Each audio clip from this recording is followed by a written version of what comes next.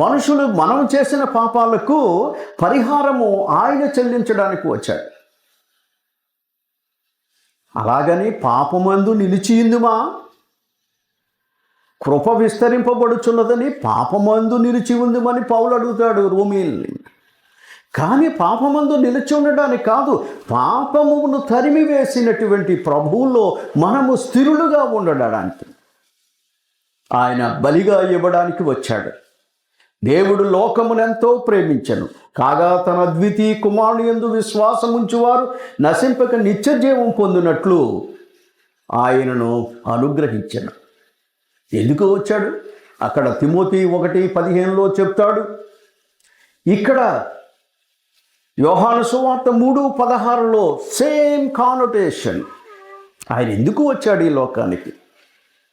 ఎక్కడా నేను చూడను బైబిల్లో. ఆయన డబ్బులు ఇస్తాడు, ఉద్యోగం ఇస్తాడు, భార్యల్ని ఇస్తాడు, భర్తల్ని ఇస్తాడు.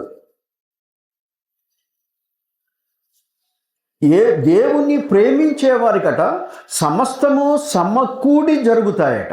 అది రోమాలో 8వ అధ్యాయంలో పౌలు గారు చెప్పింది. దేవుని ప్రేమించు, అప్పుడు నీకు సమస్తము సమకూడి మేలుకరంగా జరుగుతాయి.